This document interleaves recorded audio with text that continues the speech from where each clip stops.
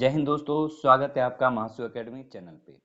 तो आज हम यहाँ पर फिजिक्स के जो यहाँ पे लिखा है भौतिक विज्ञान फिजिक्स के टॉप 100 क्वेश्चन डिस्कस करेंगे जो आपके आगामी परीक्षाओं के लिए महत्वपूर्ण रहने वाले हैं। तो इस वीडियो को अपने पास नोट डाउन कर दे क्योंकि ये जो क्वेश्चन है आपको सभी कॉम्पिटिटिव एग्जाम में देखने को मिलेंगे। तो शुरू करते हैं आज का वीडियो, जिसमें हमारा पहला प्रश्न है, मनुष्य को ध्वनि कंपन की अनुभूति किस आवृत्ति सीमा में होती है? 0 से 5 हर्ट्ज, 6 से 10 हर्ट्ज, 11 से 15 हर्ट्ज या 20 से 20,000 हर्ट्ज। तो इसका जो राइट आंसर होगा ऑप्शन नंबर डी। जो मानव है वो 20 से 20,000 हर्ट्ज तक जो ध्वनि है वो सुन सकता है। इसको श्रव्य ध्वनि के नाम से जाना जाता है। ये श्रव्य ध्वनि क्या है? जिसको मानव आसानी से सुन सकता है। जो ध्वनि के है वो 3 प्रकार होते हैं, अपश्रव्य, श्रव्य और पराश्रव्य। तो जो अपश्रव्य है वो मानव सुन नहीं सकता और जो पराश्रव्य है इसको सुन के मानव पागल हो जाता है। तो जो आसानी से सुन सकता है वो है श्रव्य ध्वनि, जिसकी आवृत्ति 20 हर्ट्ज से 20,000 हर्ट्ज तक होती है। नेक्स्ट क्वेश्चन, काले वस्त्र के मुकाबले श्वेत वस्त्र शीतल क्यों होते हैं? ऑप्शन है, अपने पास पहुंचने वाले सभी प्रकाश को अवशोषित करते हैं, उनके पास जो भी प्रकाश पहुंचता है उसे वो परावर्तित करते हैं, प्रकाश भेदक नहीं होने देते या सूर्य के प्रकाश में पूर्णतः शीतल कर देते हैं।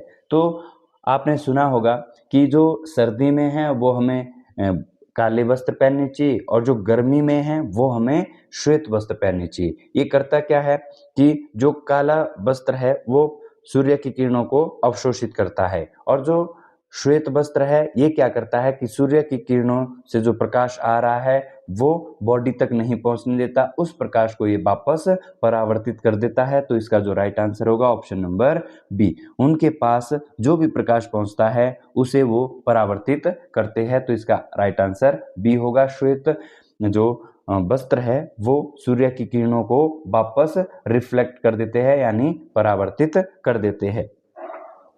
निम्नलिखित में से कौन सर्वोत्तम विद्युत चालक है? तांबा, लोहा, एल्यूमिनियम या चांदी? तो इसका जो राइट आंसर होगा ऑप्शन नंबर डी।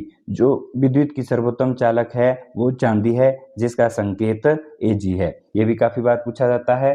चांदी को आपने ध्यान देना है कि अगर चांदी को खुले में छोड़ दिया जाए और ये हवा के संपर्क में आ जाए तो ये काली पड़ जाती है। इस बात का भी आपने ध्यान देना है। परमाणु के नाभिक में होते हैं प्रोटॉन व न्यूट्रॉन, प्रोटॉन और इलेक्ट्रॉन, न्यूट्रॉन व इलेक्ट्रॉन, सिर्फ इलेक्ट्रॉन। तो आपने ध्यान देना है परमाणु संरचना कैसी होती है कि ये इसका नाभिक है, फिर जो परमाणु है वो कुछ इस हिसाब से होगा। तो नाभिक कौन सा होता है? ये केंद्रक। और इसमें क्या होता है? इसमें होते हैं अंदर न्यूट्रॉन और प्रोटॉन। तो परमाणु के नाभिक में कौन पाए जाते हैं? ये प्रोटॉन और न्यूट्रॉन पाए जाते हैं। तो ऑप्शन ए इसका राइट आंसर होगा। और बात करें इलेक्ट्रॉन की तो ये परमाणु के बाहरी कक्ष में परिक्रमा करता है। किसकी? परमाणु की। तो नाभिक के चारों ओर घूमता है इलेक्ट्रॉन। और क्वेश्चन क्या था कि परमाणु के नाभिक में होते हैं तो प्रोटॉन और न्यूट्रॉन। और अगर कभी पूछा जाए कि जो ये यहाँ पे नाभिक है इसकी खोज किसने की, तो ये भी ध्यान देना है नाभिक की खोज रदरफोर्ड के द्वारा की गई थी। रदरफोर्ड ये पूछा जाता है तो आपने साथ के साथ ये क्वेश्चन भी नोट डाउन कर देने हैं कि परमाणु के नाभिक की खोज किसने की, यहाँ पे रदरफोर्ड ने की। और अगर आपसे पूछा जाए कि इलेक्ट्रॉन की खोज किसने की, तो इलेक्ट्रॉन की खोज किसने की? थॉमसन ने। ये भी ध्यान देना है, थॉमसन। और अगर पूछा जाए कि प्रोटॉन की किसने की, तो ये भी आपने ध्यान देना है, गोल्डस्टीन के द्वारा की गई थी, गोल्डस्टीन। और अगर न्यूट्रॉन की बात करें तो ये चैडविक के द्वारा। न्यूट्रॉन किसके द्वारा खोजा गया था? चैडविक। ये सभी क्वेश्चन एग्जाम के उससे बड़े इंपॉर्टेंट होते हैं तो आपने ध्यान देना है। परमाणु के नाभिक की खोज रदरफोर्ड, और यहाँ पे इलेक्ट्रॉन की खोज थॉमसन, प्रोटॉन की खोज गोल्डस्टीन और न्यूट्रॉन की खोज चैडविक। नेक्स्ट क्वेश्चन, पायरोमीटर किसके मापन में प्रयोग किया जाता है? वायुमंडलीय दाब के, आर्द्रता के, उच्च ताप के या घनत्व के? तो पायरोमीटर यूज किया जाता है जो सूर्य से आने वाली विकिरणें हैं उनको मापने के लिए। तो सूर्य से आने वाली किरणों का जो तापमान है वो कैसा होता है? उच्च होता है। ये सूर्य की सतह का तापमान भी करता है। तो इसका राइट आंसर होगा उच्च ताप। पायरोमीटर उच्च ताप को मापने के लिए किया जाता है। और अगर बात करें कि वायुमंडलीय दाब किसके द्वारा मापा जाता है, तो इसका राइट आंसर होगा बैरोमीटर। बैरोमीटर के द्वारा वायुमंडलीय दाब मापा जाता है, बैरोमीटर। अगर आर्द्रता की बात करें तो इसके लिए जो इंस्ट्रूमेंट यूज होता है वो है हाइग्रोमीटर। हाइग्रोमीटर ये भी एग्जाम पॉइंट ऑफ व्यू से बड़े इंपॉर्टेंट क्वेश्चन है। तो आर्द्रता किसमें मापते हैं। और अगर घनत्व की बात करें तो इसके लिए डेंसिटी मीटर यूज होता है। डेंसिटी मीटर, डेंसिटी मीटर ये भी इंपॉर्टेंट है। डेंसिटी मीटर में घनत्व मापा जाता है, उच्च ताप पायरोमीटर में मापा जाता है, आर्द्रता हाइग्रोमीटर में और वायुमंडलीय दाब बैरोमीटर में। प्रकाश वर्ष का मात्रक है, जो प्रकाश वर्ष का मात्रक है वो इनमें से कौन सा है। ये भी बोल सकते हैं कि प्रकाश वर्ष किसका मात्रक है, प्रकाश की तीव्रता, समय का, दूरी का या प्रकाश की वेग का। तो जो इसका राइट आंसर होगा वो होगा दूरी। अगर हम बात करें दूरी की, जो प्रकाश वर्ष के है, दूरी के है वो 3 मात्रक होते हैं। दूरी के 3 मात्रक, एक है प्रकाश वर्ष जिसको क्या बोलते हैं लाइट ईयर। प्रकाश, ये शो है प्रकाश वर्ष। ये क्या है कि प्रकाश के द्वारा एक वर्ष में तय की गई दूरी। दूसरा क्या है एस्ट्रोनॉमिकल यूनिट, जिसको खगोलीय इकाई बोलते हैं। खगोलीय इकाई, खगोलीय इकाई, एस्ट्रोनॉमिकल यूनिट खगोलीय इकाई। अगर स्क्रीन पे सही आपको लिखा हुआ ना दिखे तो जो मैं बोल रहा हूँ वो आपने सुन लेना है, खगोलीय इकाई। और फिर है पारसेक, पारसेक। ये ध्यान देना है आपने कि जो यहाँ पे दूरी के मात्रक है वो 3 होते हैं। एक है प्रकाश वर्ष जिसको लाइट ईयर बोलते हैं। ये क्या है कि प्रकाश के द्वारा निर्वात में एक वर्ष में तय की गई दूरी को प्रकाश वर्ष बोलते हैं। खगोलीय इकाई क्या है कि जो एक तारे और दूसरे तारे के बीच की दूरी है, या आप बोल सकते हैं कि खगोलीय इकाई क्या है, आप बोलोगे सूर्य और पृथ्वी के बीच की औसतन दूरी को खगोलीय दूरी कहा जाता है। और अगर इसकी बात करें पारसेक की, तो ये दूरी की सबसे बड़ी इकाई है। पूछा था दूरी की सबसे बड़ी इकाई कौन सी है, तो वो है पारसेक, दूरी की सबसे बड़ी इकाई। नेक्स्ट क्वेश्चन, एक तालाब के तल पर रखा हुआ एक पत्थर उच्च बिंदु पर रखा हुआ प्रतीत होता है, जहां ये वास्तविक में है किसके कारण। प्रकाश का परिवर्तन, यानी यहाँ पे ध्यान देना है परावर्तन ये होना चाहिए, थोड़ी सी टाइपिंग मिस्टेक। प्रकाश का परावर्तन, प्रकाश का विवर्तन, प्रकाश का विखराव या प्रकाश का अपवर्तन। तो कोई भी चीज जब भी अपनी वास्तविक स्थिति से ऊपर उठी हुई प्रतीत हो तो उसका हमेशा जो आंसर है वो क्या होता है, प्रकाश का अपवर्तन। प्रकाश के अपवर्तन के कारण क्या होता है कि कोई भी चीज अपनी वास्तविक स्थिति से ऊपर दिखाई देती है। ये बात हमेशा आपने ध्यान देना है, ये प्रकाश अपवर्तन के कारण होता है। आपने पढ़ा होगा कि पानी में डाली गई जो छड़ है वो मुड़ी हुई प्रतीत होती है, तारे टिमटिमाते हुए प्रतीत होते हैं, बर्तन का तल उठा हुआ प्रतीत होता है, मछली वास्तविक स्थिति से ऊपर दिखाई देती है। ये सारे के सारे जो उदाहरण है वो प्रकाश के अपवर्तन के उदाहरण है। इसमें क्या होता है कि जब प्रकाश एक माध्यम से दूसरे माध्यम में जाता है, जैसे प्रकाश यहाँ आ रहा है यहाँ पे, तो उसे ऐसे जाना चाहिए था लेकिन वो अभिलंब की ओर मुड़ जाता है। तो इसे प्रकाश का क्या कहा जाता है, अपवर्तन कहा जाता है। कि जब प्रकाश एक माध्यम से दूसरे माध्यम में जाता है तो वह सीधा न जाने की वजह वो मुड़ जाता है, अपने मार्ग से भटक जाता है। इस घटना को क्या कहा जाता है, प्रकाश का अपवर्तन कहा जाता है। प्रत्यावर्ती धारा को दृष्ट धारा में किसके द्वारा बदला जाता है, फिल्टर, रेक्टिफायर, मोटर या ट्रांसफार्मर। तो इसका जो राइट आंसर होगा rectifier, option number B. Rectifier क्या करता है, जो हमारे पास अल्टरनेटिव करंट यानी एसी होता है उसको कन्वर्ट करता है डीसी में। डीसी क्या है, डायरेक्ट करंट।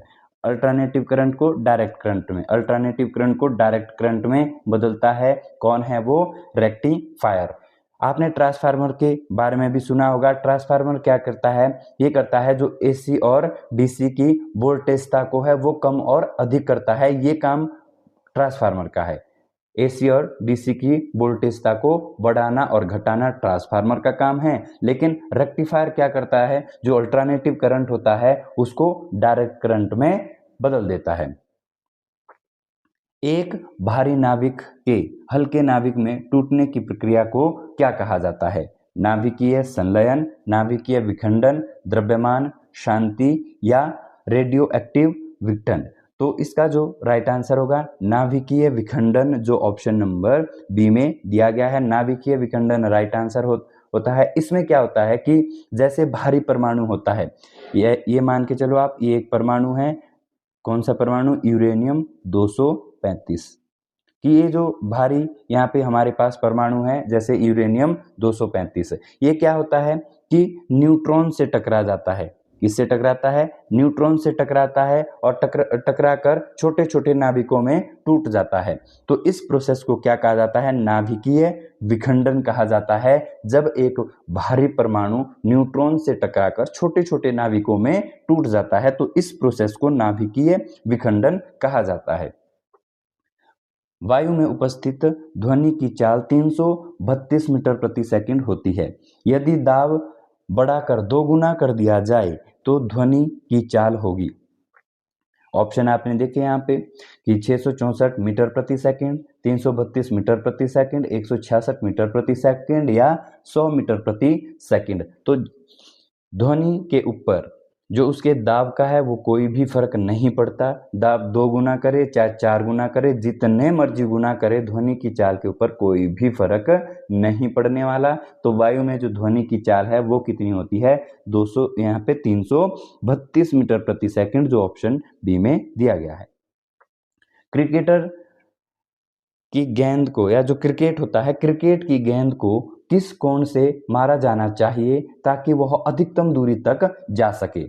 तो आपने अगर कभी भी, मतलब आप एक तेज बॉलर हो और आपने बड़ी गति से अपनी जो बॉल है वो फेंकनी है, तो जो बेस्ट एंगल है वो क्या होना चाहिए? 45 डिग्री। तो ऑप्शन बी जो क्षैतिज से है वो 45 डिग्री का कोण बनना चाहिए। जब आपका 45 डिग्री का कोण बन रहा है तो जो आपकी बॉल है या जो बॉल फेंकने की गति है वो बहुत तेज हो जाएगी। तो बेस्ट एंगल बॉलिंग के लिए कौन सा है? 45 डिग्री। प्रकाश की चिकनी सतह से टकराकर वापस लौटने की घटना को कहते हैं। कि आपने सुना होगा कि जैसे हमारे पास ये सूर्य है और सूर्य का प्रकाश चिकनी सतह से टकरा गया। ये मान लो कोई सतह है, सरफेस है, यहाँ से जब प्रकाश की किरण यहाँ से नीचे आई, प्रकाश की किरण ऐसे नीचे आई, सतह से टकराई और सतह से टकराकर वापस चली गई। तो इस घटना को क्या कहते हैं? प्रकाश का परावर्तन, जो ऑप्शन नंबर बी में दिखा है। कि जब भी प्रकाश की किरण एक माध्यम से दूसरे माध्यम में जाना हो तो सतह से टकराकर वो वापस उसी माध्यम में चली जाती है। तो इस घटना को प्रकाश का परावर्तन कहते हैं। वायु की आर्द्रता को मापने के लिए कौन सा यंत्र प्रयोग में लाया जाता है? हाइग्रोमीटर, हाइड्रोमीटर, ये मीटर होना चाहिए, हाइग्रोमीटर, हाइड्रोमीटर, मैनोमीटर या ओडोमीटर। तो यहाँ पे ध्यान देना है, जो ह्यूमिडिटी है यानी वायुमंडलीय एटमॉस्फेरिक ह्यूमिडिटी है यानी वायुमंडलीय आर्द्रता है, वो हाइग्रोमीटर में मापी जाती है। पहले भी हम इसको डिस्कस कर चुके हैं। अगर बात करें हाइग्रोमीटर तो इसमें आर्द्रता मापते हैं, आर्द्रता, ह्यूमिडिटी। और हाइड्रोमीटर की बात करें तो इसमें जल घनत्व मापा जाता है, जल घनत्व को इससे मापा जाता है हाइड्रोमीटर में। मैनोमीटर की बात करें तो इसमें गैसों का दाब मापा जाता है, गैसों का दाब, इसके अंदर गैसों का दाब मापा जाता है। और ये है आपका ओडोमीटर, इसमें क्या है? जितनी भी घूमती हुई वस्तु है उसकी त्रिज्या मापने के लिए ध्यान में लाया जाता है, वो कौन सा है? आपका ओडोमीटर। हाइड्रोजन बॉम्ब आधारित है नाभिकीय संलयन, नाभिकीय विखंडन, रेडियो एक्टिव विघटन या उपयुक्त सभी पर। तो अगर हाइड्रोजन बॉम्ब की बात करी गई है तो इसका जो राइट आंसर है वो होगा नाभिकीय संलयन, राइट आंसर ऑप्शन ए। और यहाँ पे अगर कभी परमाणु बम आए, कि जो परमाणु बम है वो किस पर आधारित है? परमाणु बम, ध्यान देना, ये भी काफी बार पूछा गया है। परमाणु बम आधारित है नाभिकीय विखंडन पे, लेकिन यहाँ पे पूछा गया था हाइड्रोजन बम, तो वो कौन सा है? हाइड्रोजन बम है नाभिकीय संलयन। और जो ये नाभिकीय संलयन प्रोसेस है, इसमें जो सूर्य है उसमें उसकी जो ऊष्मा है वो भी नाभिकीय संलयन के कारण ही होती है, ये भी आपने ध्यान रखना है। ध्वनि की तीव्रता मापने की इकाई है डेसिबल, फेदम, अर्ग, और यहाँ पे चौथा ऑप्शन लिखा नहीं है तो आपने ये ध्यान देना है कि डी में क्या होगा, none of this, none of these यानी इसमें से कोई नहीं।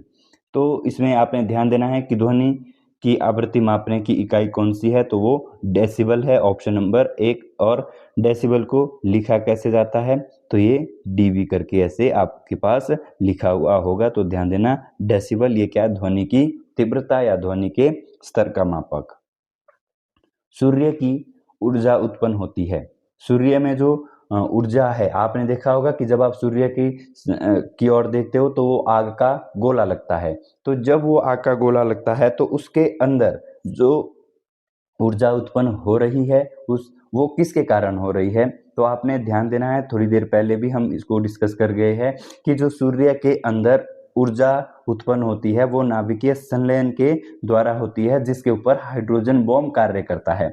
तो बात की गई है कि सूर्य की ऊर्जा किसके कारण उत्पन्न होती है, नाभिकीय संलयन। नाभिकीय संलयन जो ये प्रोसेस है ये हाइड्रोजन बॉम्ब और सूर्य की सतह पर काम करता है।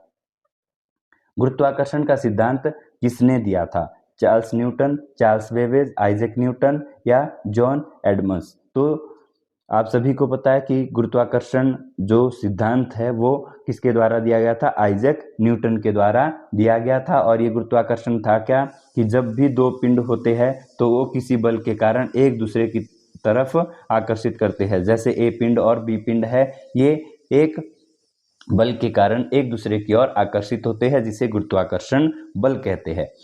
निकट दृष्टि दोष से पीड़ित व्यक्ति को चश्मे में प्रयोग किया जाना चाहिए। यानी अगर एक व्यक्ति है और उसको निकट दृष्टि दोष है और उसने उसका उपचार करना है तो इसमें से किस लेंस का वो प्रयोग करेगा, तो इसका जो राइट आंसर है वो है अवतल दर्पण। निकट दृष्टि दोष के लिए अवतल दर्पण का अवतल जो लेंस है उसका प्रयोग करेंगे, और अगर दूर दृष्टि दोष है और उसका उपचार करना है तो उत्तल लेंस का प्रयोग किया जाएगा।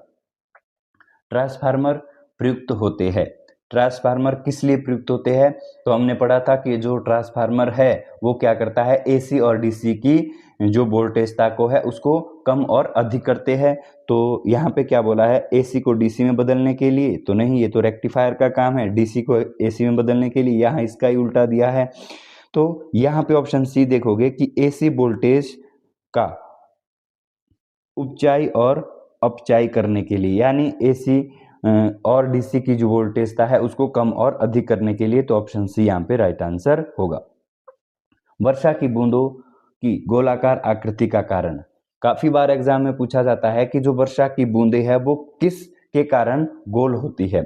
आपने देखा होगा जब बारिश होती है तो बूंदें जब हमारे तक पहुंचती है तो वो गोलाकार रूप में आती है। उसके पीछे का कारण आज आप जान लो कि क्या होता है। द्रव का घनत्व, पृष्ठीय तनाव, वायुमंडलीय आर्द्रता या गुरुत्व। तो इसका जो राइट आंसर है वो होता है पृष्ठीय तनाव।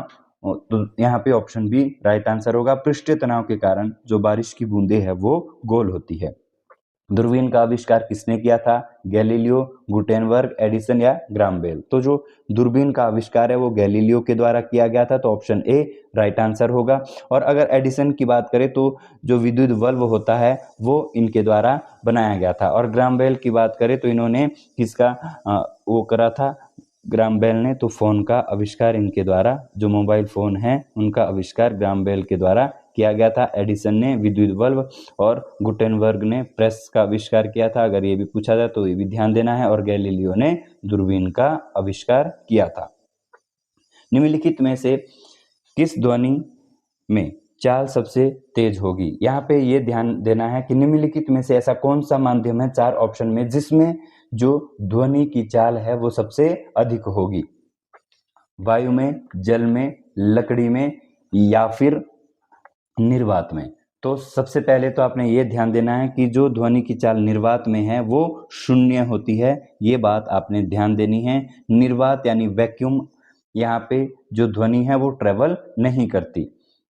फिर उसके बाद आप देखोगे कि इन तीनों में जो ध्वनि है वो ट्रेवल करती है, तो इसका जो राइट आंसर है वो होगा ऑप्शन नंबर सी। ध्वनि की जो चाल है वो सबसे अधिक ठोस में होगी। वैसे तो यहाँ पे हमारे पास ठोस में क्या आता है, लोहा, इस्पात, स्टील, ये देखने को मिलता है, लेकिन इन 4 ऑप्शन में जो सबसे ठोस है वो लकड़ी है, इसलिए लकड़ी यहाँ पे राइट आंसर होगा। इस क्वेश्चन का आपने ध्यान देना है। काफ़ी को आपके दिमाग में ये चला होगा कि हमने तो सर ये पढ़ा है कि जो ध्वनि की चाल है वो सबसे तेज इस्पात में होती है या लोहे में होती है या स्टील में होती है, लेकिन यहाँ तो आपने लकड़ी आंसर दे दिया।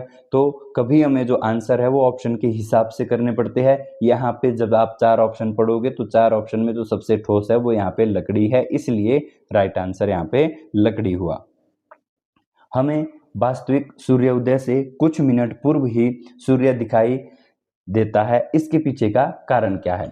इसको आप ध्यान से समझोगे तो क्या होता है कि जब सूर्य उदय होता है, सूर्य उदय होने से पहले ही हमें सूर्य दिखाई देने लगता है, 2 से 3 मिनट पहले ही सूर्य हमें दिखाई देने लगता है। इसके पीछे का कारण क्या है?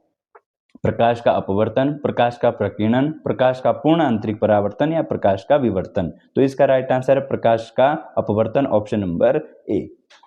कि जब हमें सूर्य दिखाई देता है तो उस समय सूर्य ऊपर नहीं आए होते, हमें सिर्फ दिखाई देते हैं। ये घटना है प्रकाश के अपवर्तन की।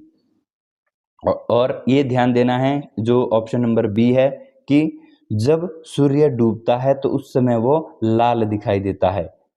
जब सूर्य डूबता है तो आसमान में आपको लाल धब्बे जैसे दिखाई देते हैं, वो घटना किसकी है? प्रकाश के प्रकीर्णन की। लेकिन जब सूर्य उदय से पहले ही सूर्य दिखाई देने लगे तो वो घटना किसकी है? प्रकाश के अपवर्तन की। और प्रकाश के प्रकीर्णन की घटना क्या है? डूबते समय सूर्य का या आसमान का लाल दिखाई देना।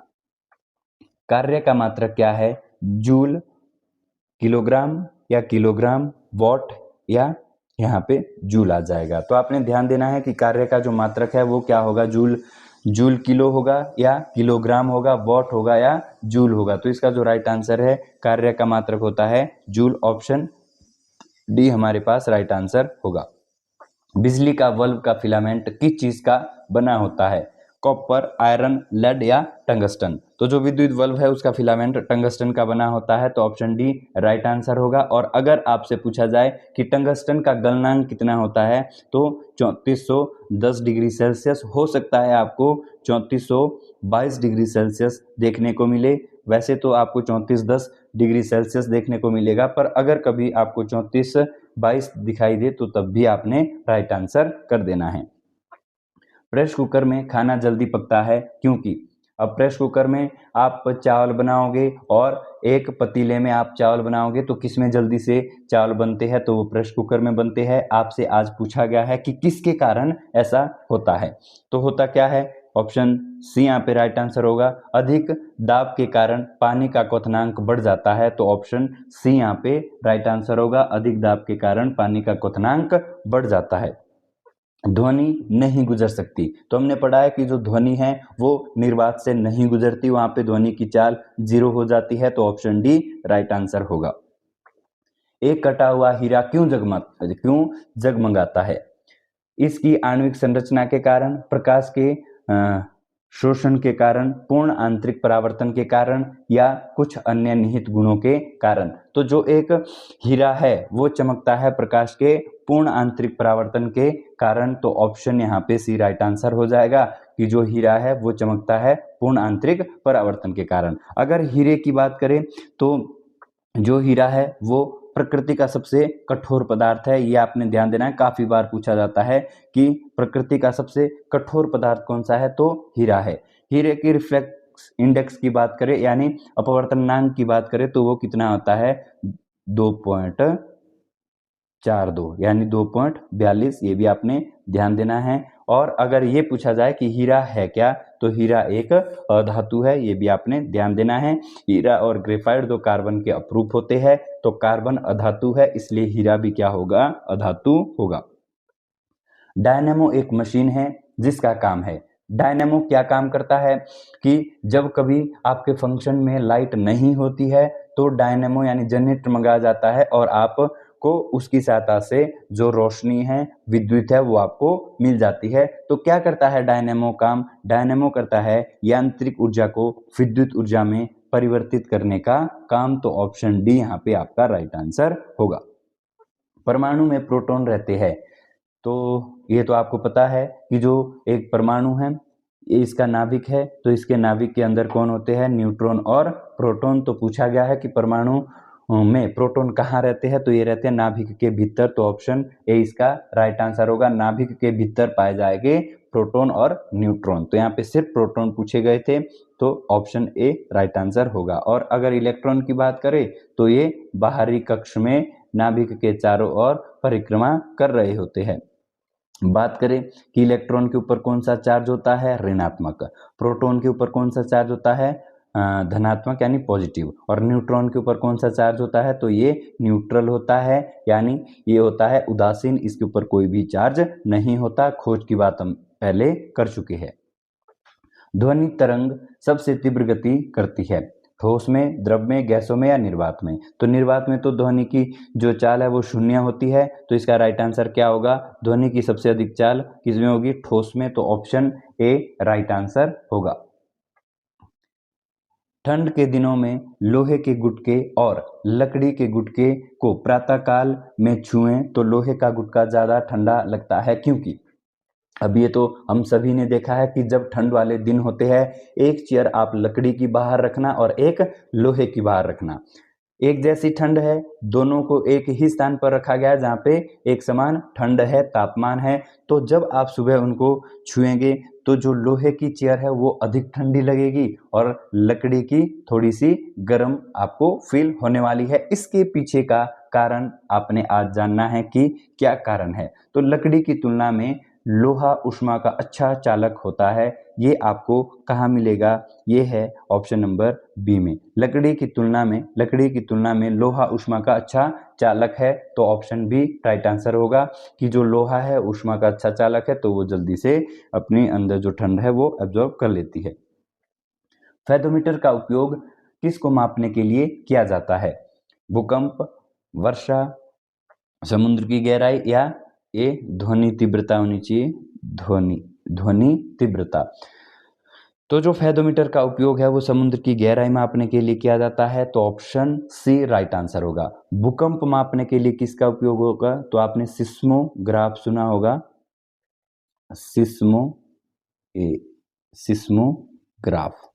सिस्मोग्राफ का प्रयोग किस लिए किया जाता है? भूकंप की तीव्रता मापने के लिए। वर्षा के लिए रेन गेज एक यंत्र होता है जिसमें वर्षा की जो इंटेंसिटी वो मापी जाती है। और ध्वनि की तीव्रता डेसिबल में, ये तो हम पढ़ भी चुके हैं, डेसिबल।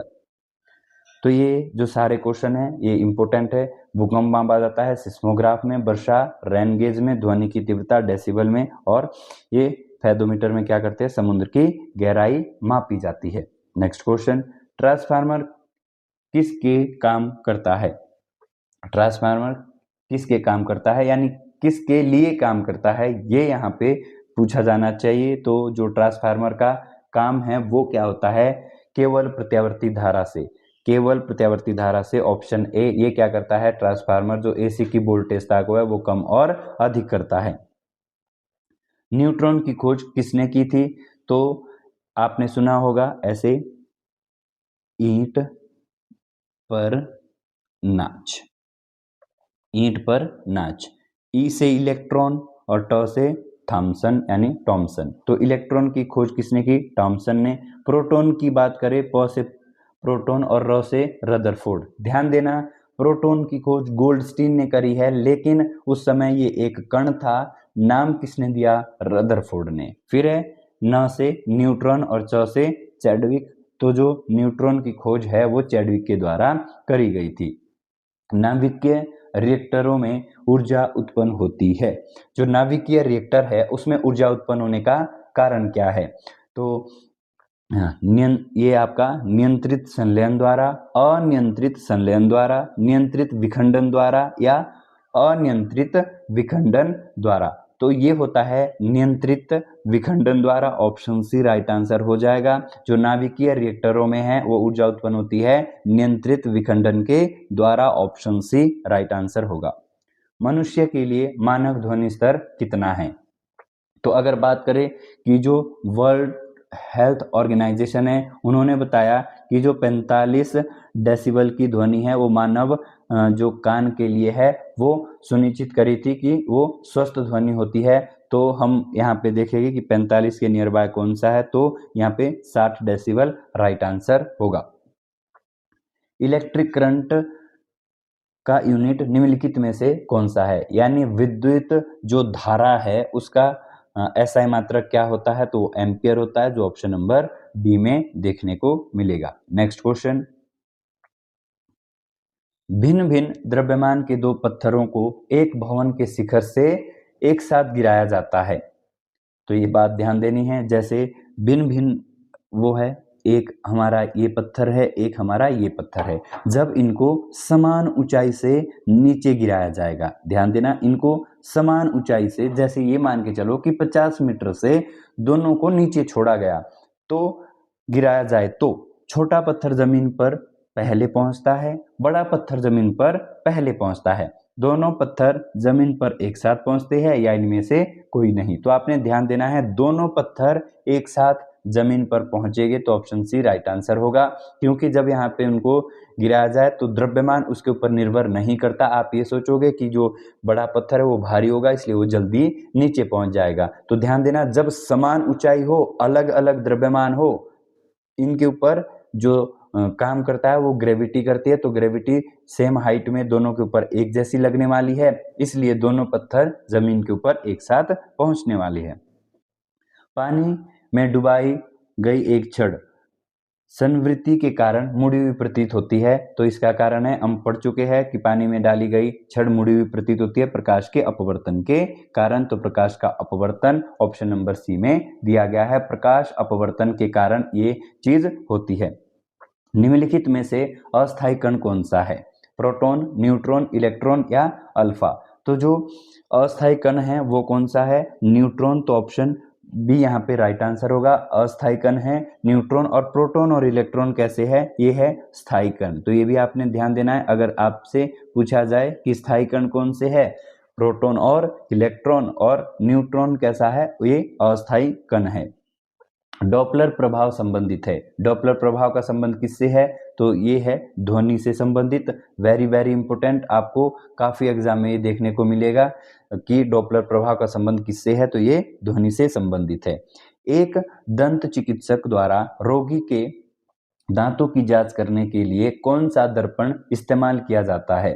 अवतल दर्पण, उत्तल, समतल या बेलनाकार? तो इसका जो राइट आंसर होगा ऑप्शन नंबर ए होगा, अवतल दर्पण उनके द्वारा प्रयोग किया जाता है। किस चीज में? जब दंत चिकित्सक देखता है एक रोगी के दांतों को, इसमें क्या होता है कि इसमें जो आकार है वो बड़ा दिखता है, तो जैसे ही वो ऐसे जो अपना दर्पण है वो दांतों के करीब ले जाता है तो जो दांत है उसका आकार बड़ा दिखाई देता है। निम्नलिखित में से कौन सी ऊष्मा की इकाई नहीं है? Calorie, kilo calorie, kilo joule या वॉट? तो इसमें जो राइट आंसर होगा ऑप्शन नंबर डी, वॉट शक्ति की इकाई है। तो यहाँ पे बोला गया था कि ऊष्मा की इकाई नहीं है, तो कौन सी नहीं है? वो वॉट नहीं है, क्योंकि ये किसकी है?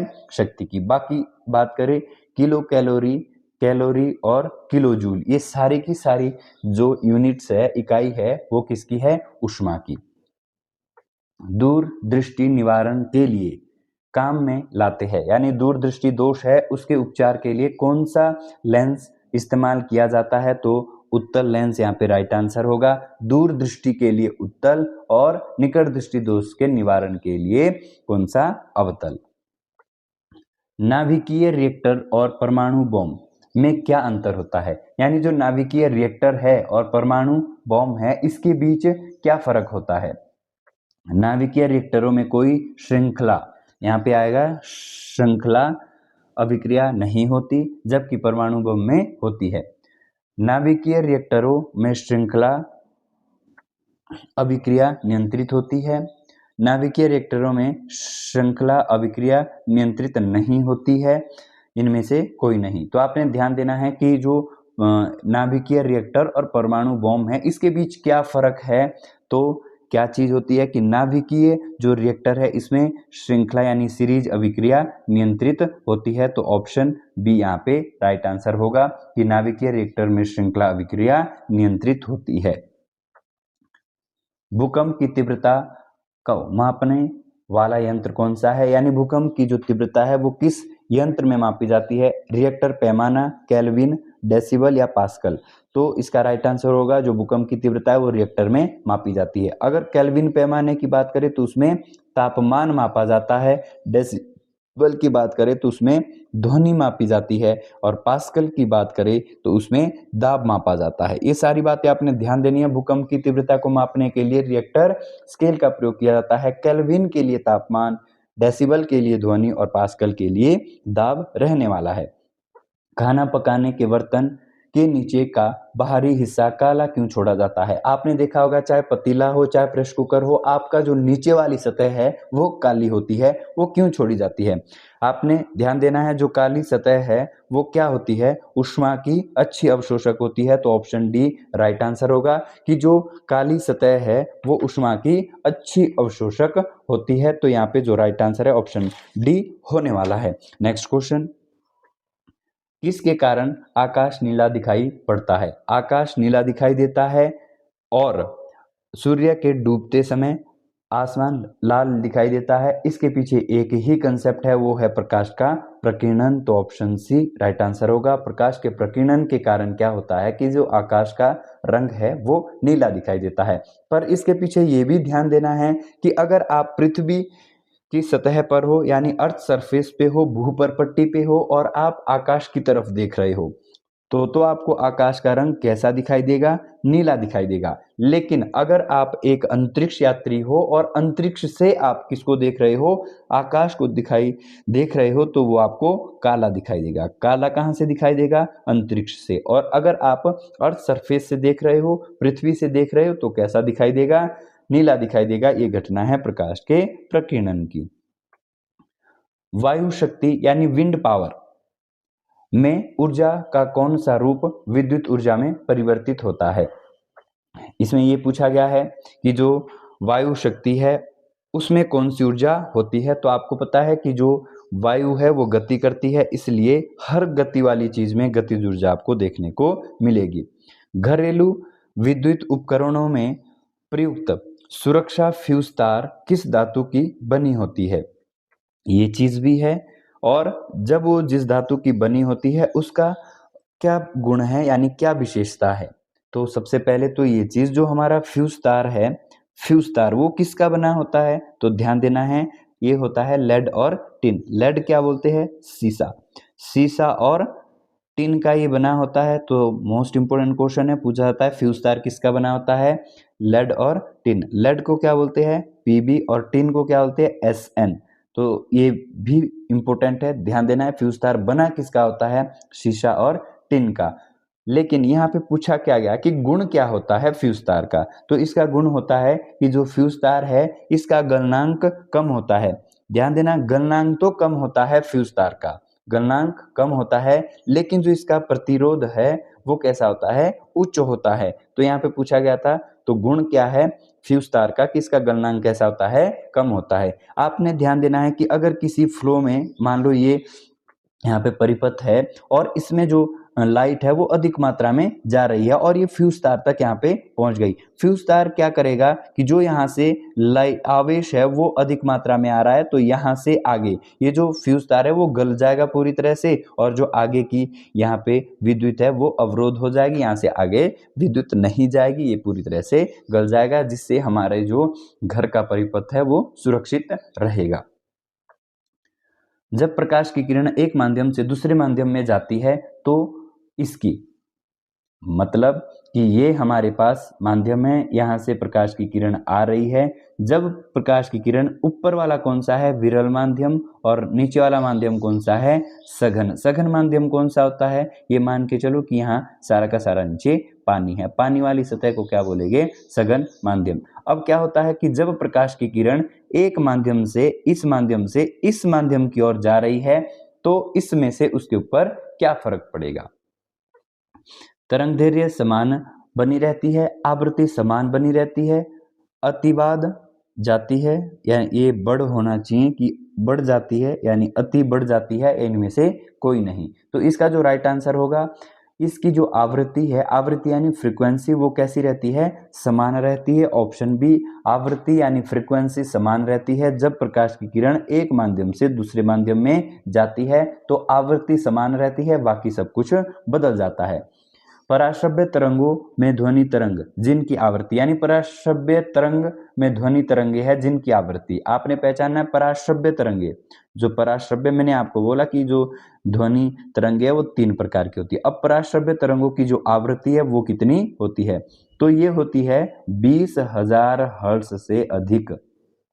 तो आपने बस इतना देखना है, 20,000 हर्ट्ज से अधिक कहाँ पे है? ऑप्शन सी में। तो ऑप्शन सी राइट आंसर होगा कि जो 20,000 हर्ट्ज से अधिक है वो पराश्रव्य तरंगे है। और इन पराश्रव्य तरंगों का जो प्रयोग है वो चमगादड़ करते हैं उड़ने के लिए। तो कभी ये भी पूछा जाता है कि जो चमगादड़ है उड़ने के लिए किन तरंगों का प्रयोग करते हैं? तो पराश्रव्य तरंगे। वायुमंडलीय दाब को मापने में यंत्र का उपयोग किया जाता है। तो हम पढ़ चुके हैं कि बैरोमीटर में वायुमंडलीय दाब मापा जाता है। तो बैरोमीटर राइट आंसर होगा। एक तालाब के किनारे एक मछुआरा मछली को भाले से मारने की कोशिश करता है, उसे निशाना कैसे लगाना चाहिए? तो आपने ध्यान देना है कि जब आप तालाब के किनारे हो और आपको मान लो जो मछली है वो इस सतह पर नजर आ रही है, मान लो यहाँ पे मछली है, तो अगर वास्तविक स्थिति ये है तो मछली यहाँ दिखाई देगी, ये बात आपने ध्यान देना है। तो अगर आपने मछली को मारना है तो जहाँ मछली दिख रही है वहां नहीं मारना है, वहां से नीचे मारना है, तब वो जो निशाना है वो मछली पे लगने वाला है। तो यहाँ पे ऑप्शन देख लेते हैं, जहां मछली दिखाई दे उस पर, सीधे मछली पर, जहां मछली दिखाई दे उसके नीचे या पानी के ऊपर वाली सतह पे। तो जहां मछली दिखाई दे उससे नीचे आपने हिट करना है, उससे नीचे आपने मारना है, क्योंकि जो वास्तविक स्थिति है वो क्या है कि मछली यहाँ पे है और आपको दिखाई कहाँ दे रही है? उसकी सतह से ऊपर। ये प्रकाश के अपवर्तन की घटना है। तो जब आपने मछली को मारना है तो हिट करना पड़ेगा जहां दिखाई दे रही है वहां से नीचे। परमाणु बॉम्ब का सिद्धांत आधारित है, यानी परमाणु जो बॉम्ब है वो किस सिद्धांत पर कार्य करता है? तो ये करता है नाभिकीय विखंडन के ऊपर। तो ऑप्शन बी राइट आंसर होगा। ये परमाणु बॉम्ब है, परमाणु बॉम्ब तो आपका जो नीचे वाला हो जाएगा। तो जो नाभिकीय संलयन है इसके ऊपर हाइड्रोजन बॉम्ब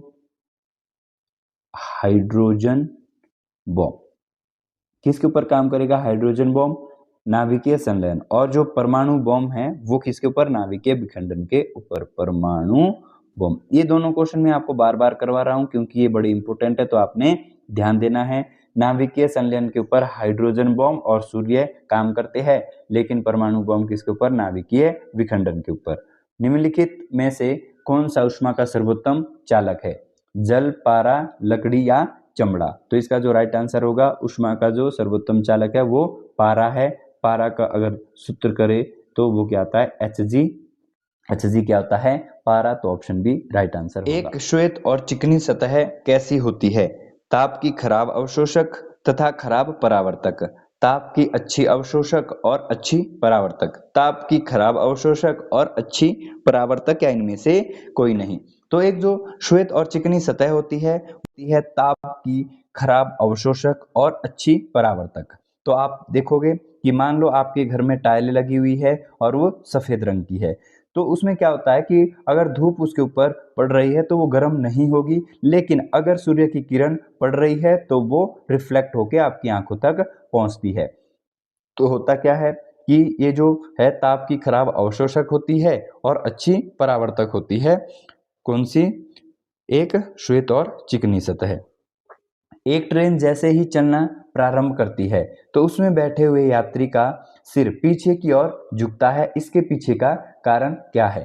तो इसका जो राइट आंसर है वो होगा स्थिरता का जड़त्व। कि जैसे ही एक ट्रेन चलना आरंभ करती है तो हमारा जो सिर है वो स्थिर अवस्था में है, और जैसे ही वो आगे की ओर चलती है तो धक्का कैसे लगता है? पीछे की ओर, तो ये क्या है, स्थिरता का जड़त्व, ऑप्शन ए। प्रकाश के विद्युत चुंबकीय स्वरूप की खोज किसने की थी? तो इसका राइट आंसर है मैक्सवेल। मैक्सवेल के द्वारा प्रकाश के विद्युत चुंबकीय स्वरूप की खोज करी गई थी। एक फाउंटेन पेन का आविष्कार किसने किया था? Very important. तो जो फाउंटेन पेन है इसका जो आविष्कार है वो वाटरमैन के द्वारा किया गया था, ऑप्शन ए राइट आंसर होगा। निम्नलिखित में से कौन सी एक सदिश राशि है? अब सदिश राशि क्या होता है? सदिश राशि में दो चीजें होनी चाहिए, एक होनी चाहिए दिशा और दूसरा होना चाहिए मैग्नीट्यूड यानी परिमाण। तो आप देखोगे कि ये दोनों की दोनों चीजें, डायरेक्शन और मैग्नीट्यूड किसके पास है? समय, चाल, विस्थापन या दूरी। तो विस्थापन एक सदिश राशि है, इंपोर्टेंट है, हर बार एग्जाम में पूछा जाता है। सूर्योदय और सूर्यास्त के समय आसमान में लाल रंग किसके कारण दिखाई देता है? तो हम इसको भी डिस्कस कर चुके हैं, यह है प्रकाश का प्रकीर्णन। तो प्रकाश का प्रकीर्णन ऑप्शन नंबर सी में आपको देखने को मिलेगा। टेलीविजन का आविष्कार किसने किया? एडिसन, गैलीलियो, जेएल वेयर्ड या फ्रैंकलिन? तो इसका राइट आंसर है John Logie Baird, option number C. J L Baird के द्वारा टेलीविजन यानी टीवी का आविष्कार किया गया था, गैलीलियो के द्वारा दूरबीन का और एडिसन के द्वारा बल्ब का आविष्कार किया गया था। अत्यधिक शीतल ऋतु में पहाड़ों पर पानी की पाइपलाइनें फट जाती है, इसका कारण क्या है? तो जितने भी पहाड़ी क्षेत्र में रहते हैं तो आपने देखा होगा कि रबड़ की पाइप हो या लोहे की पाइप हो, जब सर्दियों में इन पाइप के अंदर, ये मान के चलो कि ये हमारे पास यहाँ पे पाइप है, तो इसमें क्या होता है कि पहाड़ों के ऊपर इसमें पानी बह रहा होता है और रात को ठंड के कारण ये जो पानी है वो जम जाता है, और कोई भी चीज जब पानी जमता है तो उसका आयतन बढ़ जाता है। तो अगर इतना आपने देखा कि इसके अंदर पानी ये बह रहा है तो ठंड के कारण ये जम जाएगा, जमने से इसका जो आयतन है वो बढ़ जाएगा और ये पाइप फटना शुरू हो जाएगी। और इसका ये एग्जाम्पल आम जिंदगी में आपने देखा होगा कि अगर आपने प्लास्टिक की बोतल में पानी भर के फ्रिज में रखा है और उसको आपने एक दिन फ्रिज में ही फ्रीजर के अंदर रख दिया तो वो बर्फ बन जाता है, और जब आपने 2 से 3 दिन बाद उसको नहीं देखा है और 2 से 3 दिन बाद आप जो बोतल है वो बाहर निकालना चाहते हैं तो वो फ्रिज के अंदर फट जाती है। उसका कारण क्या है? ठीक है जी, तो यहाँ पे आप देखोगे कि पाइप में पानी जमने पर फैलता है, तो जब पाइप में पानी जमता है तो उसका आयतन बढ़ जाता है और वो फैल जाता है, जिसके कारण पाइप फट जाती है। तो पाइप में पानी जमने पर फैल जाता है, तो ऑप्शन सी इसका राइट आंसर होगा। किस तत्व की परमाणु संख्या होती है? किसी भी तत्व की जो परमाणु संख्या है वो क्या होती है? आपने ध्यान देना है कि मान लो ये हमारे पास परमाणु है और अंदर वाला इसका नाभिक है, तो इसमें नाभिक में प्रोटॉन और न्यूट्रॉन होते हैं।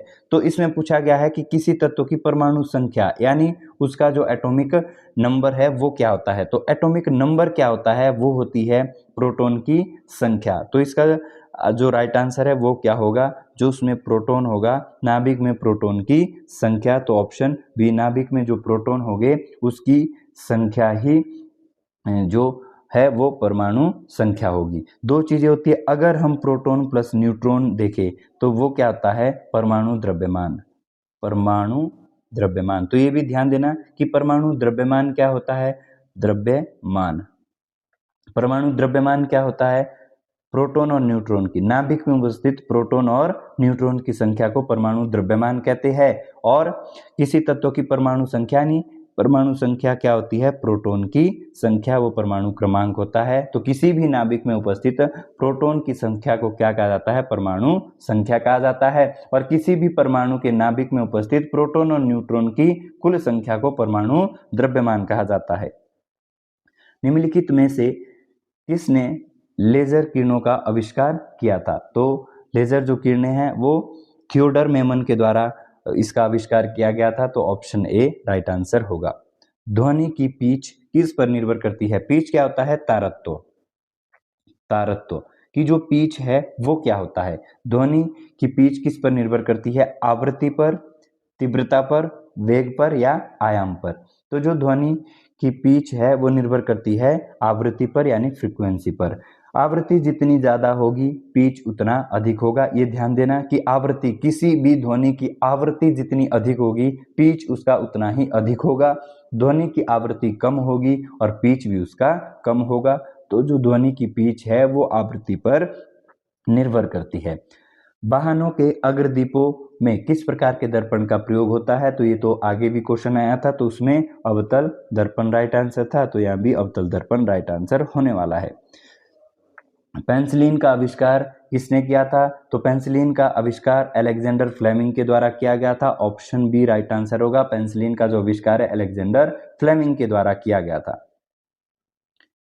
गर्मी के दिनों के दौरान मिट्टी के बर्तन में रखे हुए पानी ठंडा हो जाता है, ये किस प्रक्रिया का कारण है? तो जो गर्मी में है वो मिट्टी के बर्तन में, जैसे आपने घड़ा देखा होगा, उसमें पानी डाला जाता है और वो दिन भर ठंडा रहता है। इसका कारण क्या है? किसके कारण वो ठंडा रहता है? वाष्पीकरण प्रोसेस के द्वारा। तो ऑप्शन डी राइट आंसर होगा। विद्युत ऊर्जा को यांत्रिक ऊर्जा में बदलता है, तो विद्युत ऊर्जा को यांत्रिक ऊर्जा में बदलता है विद्युत मोटर। तो ऑप्शन सी राइट आंसर होगा। लेकिन अगर पूछा जाए कि यांत्रिक ऊर्जा को विद्युत ऊर्जा में बदलता है तो वो है डायनेमो, और यहाँ पूछा गया विद्युत को यांत्रिक में बदलता है विद्युत मोटर। यदि किसी प्रतिरोध तार को लंबा किया जाए तो प्रतिरोध बढ़ता है, घटता है, स्थिर रहता है या उपयुक्त सभी? तो आपने ध्यान देना है कि अगर किसी तार को लंबा किया जा रहा है तो उसका प्रतिरोध भी बढ़ने लगता है, बढ़ने पर बढ़ता है और घटने पर घटता है। कि यदि किसी तार का जो प्रतिरोध है वो लंबा कर दिया जाए तो उसका प्रतिरोध भी बढ़ेगा, यदि तार को घटा दिया जाए तो प्रतिरोध भी घट जाएगा। एनीमोमीटर निम्नलिखित में से किसका मापन है? तो वो है हवा का मापन।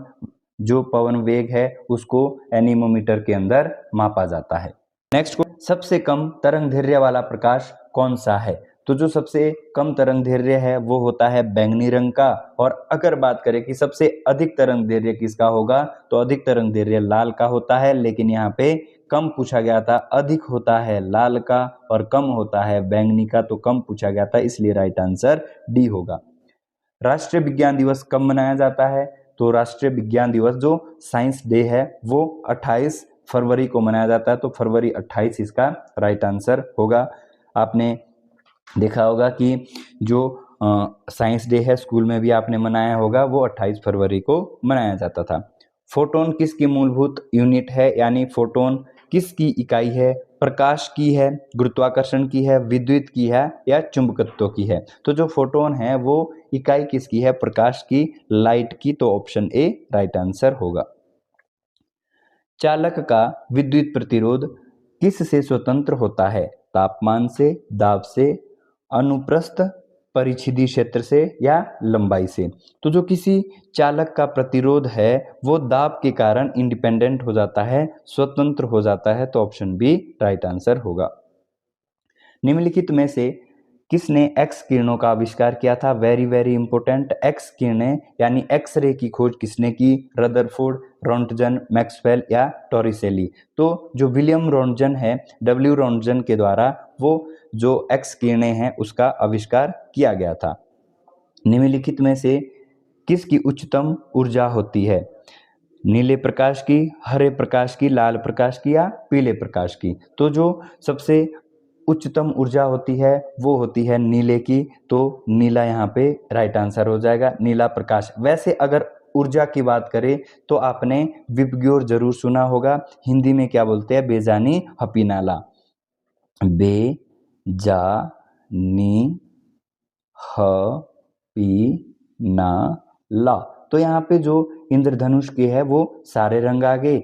यहाँ से बे से आ गया बैंगनी, ज से आ गया जामुनी दूसरे नंबर पे, तीसरे नंबर पे नीला, चौथे पे हरा, पी से पीला, ठीक है जी। फिर छठे पे क्या आ जाएगा?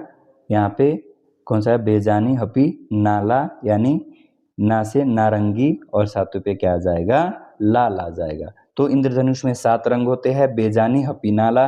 तो सबसे जो उच्चतम ऊर्जा होती है वो बैंगनी की होती है, लेकिन बैंगनी ऑप्शन में नहीं है। दूसरे में जामुनी की होती है और तीसरे पे नीले की होती है, तो नीला यहाँ पे दिया था, इसलिए राइट आंसर ए हो जाएगा। लेकिन अगर पूछी जाए उच्चतम ऊर्जा किसकी होती है तो वो बैंगनी की होती है, ऑप्शन में नहीं था इसलिए नीला दे दिया। ध्यान देना, बेजानी ह पी नाला, बे से यहाँ पे कौन सा आ जाएगा दोस्तों, बैंगनी, जामुनी, नीला, हरा, पीला, नारंगी और लाल, ये इंद्रधनुष के 7 रंग है, ये आपने ध्यान देना है। तो उच्चतम ऊर्जा किसकी होती है, बैंगनी की, जामुनी की, नीले की, तो नीला यहाँ पे दिया था ऑप्शन नंबर ए में। सीटी स्कैन करने में प्रयुक्त में लाई जाती है, यानी जब सीटी स्कैन किया जाता है तो इनमें से किसका प्रयोग किया जाता है, अवरक्त किरणों का, पराश्रव्य तरंगों का, द्रव्य प्रकाश का या एक्स किरणों का। तो जो सीटी स्कैन के लिए है वो एक्स किरणों का प्रयोग किया जाता है, ऑप्शन डी राइट आंसर हो जाएगा। टीए का जो भी एग्जाम हुआ था वहां पे ये इंफ्रारेड यानी अवरक्त किरणें आई थी कि अवरक्त किरणों का प्रयोग किसमें किया जाता है, तो जो हमारे टीवी रिमोट है उसमें अवरक्त किरणों का प्रयोग किया जाता है। दूरबीन का आविष्कार किसने किया था, तो दोबारा ये क्वेश्चन आ गया, गैलीलियो के द्वारा दूरबीन का आविष्कार किया गया था।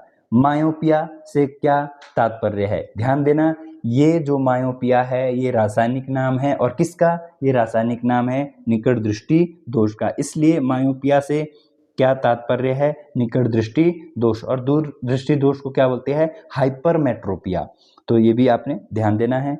ऑप्टिकल फाइबर जिस सिद्धांत पर काम करते हैं वो है कि ऑप्टिकल फाइबर किस सिद्धांत पर काम करते हैं, तो ये टोटल जो पूर्ण आंतरिक परावर्तन है उसके ऊपर ये काम करते हैं, ध्यान देना है, ऑप्टिकल फाइबर पूर्ण आंतरिक परावर्तन के ऊपर काम करते हैं। अब ये पूर्ण आंतरिक परावर्तन क्या है कि हीरे का चमकना, रेगिस्तान में मरीचिका का बनना, टूटे हुए कांच का चमकना, और ऑप्टिकल फाइबर और पानी में डाली गई जो परख नली है उसका चमकना, सारे उदाहरण पूर्ण आंतरिक परावर्तन के हैं। रोंटगन ने आविष्कार किया, तो रोंटगन ने आविष्कार किया, रोंटगन, विलियम रोंटगन किसका आविष्कार किया, एक्स किरणों का या एक्स मशीन का इन्होंने आविष्कार किया था। तरणताल वास्तविक गहराई से कम गहराई दिखाता है, इसका कारण है कि जो कोई भी ताल है उसकी गहराई हमें कम दिखाई देती है, इसके पीछे का कारण क्या है, तो जब भी आप टैंकी देखोगे पानी से भरी हुई या फिर कोई भी तालाब देखोगे, वो आपको अगर आप ऊपर से देख रहे हो तो आपको लगेगा कि इसकी कुछ भी गहराई नहीं है, लेकिन जब आप तालाब पे नीचे उतरते हो तो उसकी गहराई बढ़ती जाती है। इसके पीछे का जो कारण है वो है प्रकाश का अपवर्तन, अपवर्तन ऑप्शन नंबर ए में दिया गया है। अगला है, यहाँ ऑप्शन थोड़े से खराब हो गए, आपने दोबारा इसको देख लेना है, जो आंसर है वो ऑप्शन में दिया ही नहीं है। 10⁻⁻6 सेंटीमीटर, 10⁻⁻7 सेंटीमीटर, 10⁻⁻9 सेंटीमीटर, 10⁻⁻5 सेंटीमीटर। तो जो एक नैनोमीटर है वो होता है 10⁻⁻7 सेंटीमीटर, तो ये यहाँ पे पावर नहीं डली है, तो ध्यान देना है, ऑप्शन बी राइट आंसर हो जाएगा। 10⁻⁻7 सेंटीमीटर एक नैनोमीटर का मान होता है। नेक्स्ट क्वेश्चन, मरीचिका का बनना उदाहरण है, अपवर्तन का उदाहरण, परिक्षेपण का उदाहरण, पूर्ण आंतरिक परावर्तन का उदाहरण या विवर्तन का उदाहरण। तो रेगिस्तान के अंदर एक आपको भ्रम नजर आता है कि आगे आपको जब आप मरुस्थल में चलते हैं तो आगे पानी और पेड़ आपको दिखाई देते हैं, उसको बोलते हैं मृगतृष्णा या मरीचिका का बनना। तो ये एक भ्रम है जो होता है प्रकाश के पूर्ण आंतरिक परावर्तन के कारण, ये ध्यान देना है कि ये एक भ्रम होता है। प्रकाश बोल्टीय सेल होते हैं, कि जो प्रकाश बोल्टीय सेल है वो कैसे होते हैं, सौर सेल होते हैं, थर्मल सेल होते हैं, सल्फर सेल होते हैं या मोलर सेल होते हैं। तो इसका राइट आंसर है कि ये सौर सेल होते हैं। अब ये सौर सेल क्या होते हैं कि ये दिन के समय गर्म होते हैं और रात को विद्युत देते हैं, तो ये क्या करता है, सौर ऊर्जा को प्रकाश ऊर्जा या विद्युत ऊर्जा में कन्वर्ट कर देता है। थ्योरी ऑफ रिलेटिविटी किसने दी थी, तो आपने ध्यान देना, सापेक्षता का सिद्धांत किसके द्वारा दिया गया था, न्यूटन, पास्कल, आइंस्टीन या आर्किमिडीज। तो इसका जो राइट आंसर होगा ऑप्शन नंबर सी, आइंस्टीन के द्वारा थ्योरी ऑफ रिलेटिविटी दिया गया था। किस ताप पे पानी का घनत्व अधिकतम होता है, तो पानी का जो तापमान है अधिकतम होता है 4 डिग्री सेल्सियस के ऊपर। तो ये कहाँ दिया है? ऑप्शन नंबर ए में। भूकंप की तीव्रता किस से मापी जाती है? बैरोमीटर, हाइग्रोमीटर, पॉलीग्राफ या सिस्मोग्राफ? तो भूकंप की तीव्रता सिस्मोग्राफ में मापी जाती है। ऑप्शन डी राइट आंसर होगा।